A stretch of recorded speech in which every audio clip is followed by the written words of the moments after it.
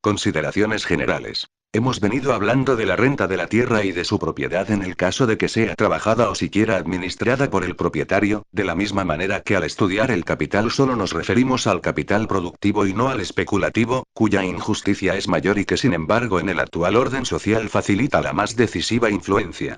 Pero el caso general en relación con la tierra es el contrario. Tal vez, podría decirse, el trabajo directo sobre la tierra justificaría su propiedad.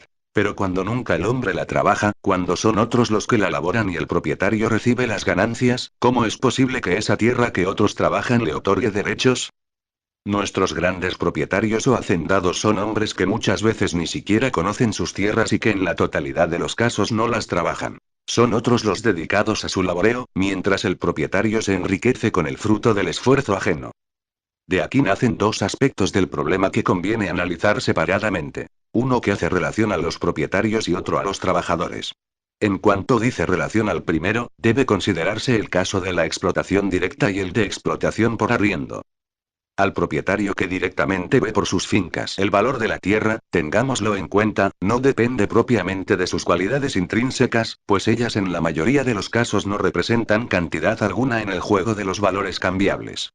Una tierra situada en la ciudad o cerca de un centro poblado tiene un valor 10 o más veces superior al de las tierras en despoblado, por buenas que ellas sean. Y ya hemos visto cómo otras, las sin cultivar, a pesar de su virginidad, es decir, de su mayor fecundidad, no valen nada.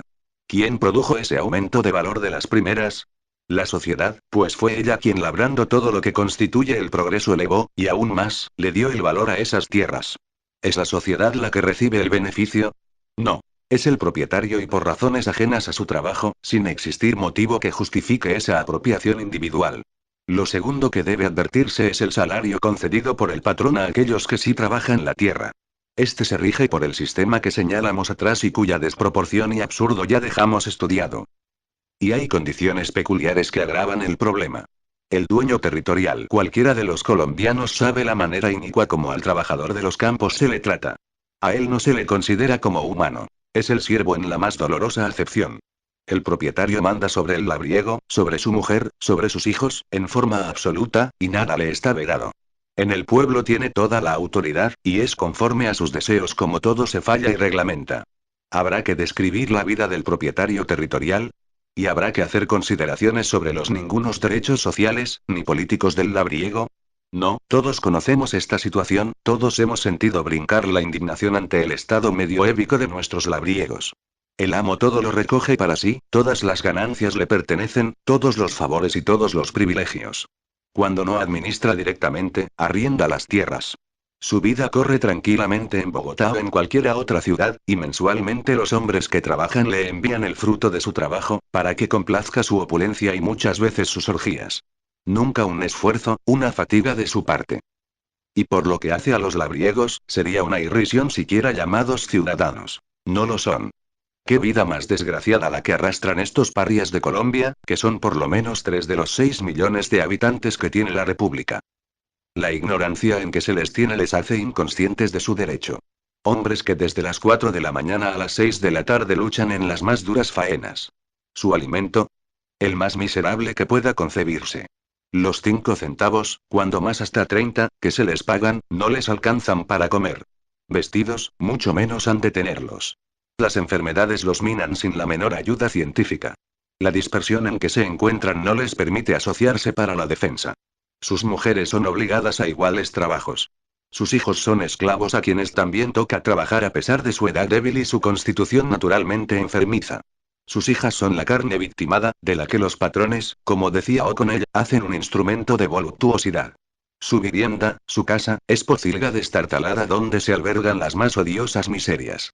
Entretanto el hombre de ciudad, el potentado, dilapida, y en las burbujas del champaña bebe la angustia de sus esclavos, el pan de los hijos de la gleba, el fruto del trabajo de los zapadores del surco.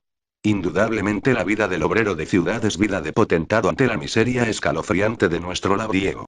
Todo esto nos confirma en la evidencia de que entre nosotros el problema social por su índole agraria es más agudo.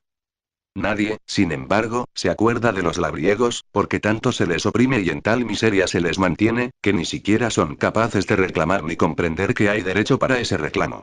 Son las víctimas propiciatorias de la guerra utilizada para que los hombres de arriba hagan triunfar por la fuerza sus apetitos y sus concupiscentes ambiciones, mientras, llegada la paz, son convertidos en los esclavos del silencio. Ante este problema del labriego, que como lo hemos indicado no se le puede resolver con simples reformas adjetivas, sino destruyendo la raíz cancerosa, la monopolización de la tierra por los individuos, nuestro labio se inutiliza y nuestra pluma se resiste a diseccionarlo en todos los aspectos que cada uno de los colombianos conoce, pues nos basta señalar las causas económicas fundamentales que determinan esa miseria espantable. Ahí en la propiedad individual, en el monopolio de la tierra se encuentran. ¿A qué describir las consecuencias de esas causas? Las tenéis delante. Nosotros y vosotros conocéis todo esto. Recogeos como nosotros en el fondo abismado del espíritu. Rumiad con la razón esta venenosa raíz de crueldades, y habéis encontrado de sobra evidenciada la necesidad de una fundamental transformación en la vida económica, de la cual dependen todas las restantes manifestaciones de la actividad humana. Nuestra labor tenía que limitarse a señalar las causas científicas. Lo demás es obra de quienes deben forjar las leyes y constituir las relaciones sociales. Mientras la propiedad de la tierra siga siendo individual, mientras por lo tanto la renta de la tierra esté sometida a la ley ya señalada, no hay esperanza de mejora. Esa propiedad es injusta, esa renta es indebida, esa vida social que ella engendra es un crimen, y los hombres que la explotan a virtud de una inversión de los verdaderos valores sociales, marchan, como decía Ferry, por las pautas blancas del Código Penal. ¿En Colombia existe el mismo sistema de la propiedad individual que en otras partes? Sí. Por lo tanto, los efectos de las causas económicas señaladas tienen que ser y son exactamente los mismos que en todas partes, y aún más, tienen el agravante de las características nacionales señaladas. Los labriegos de todas partes están en una mejor situación que lo está en nuestro país. El problema, dolorosamente, es extremo. Por un lado, la base fundamental de la propiedad individual de la tierra que trae el alza creciente de la renta y el subido costo de los frutos en perjuicio de las clases consumidoras, o lo que es lo mismo, el hambre y miseria de la mayoría. Y por otro, las extorsiones mayores que en parte alguna, que los propietarios imponen al labriego, no ya propiamente en su condición de labriego, sino como miembro de la sociedad política o jurídica, uniendo a todo esto la mayor ignorancia y la ninguna posibilidad de solidarización, hechos que sitúan nuestro problema en condiciones más duras que las de ningún otro proletariado.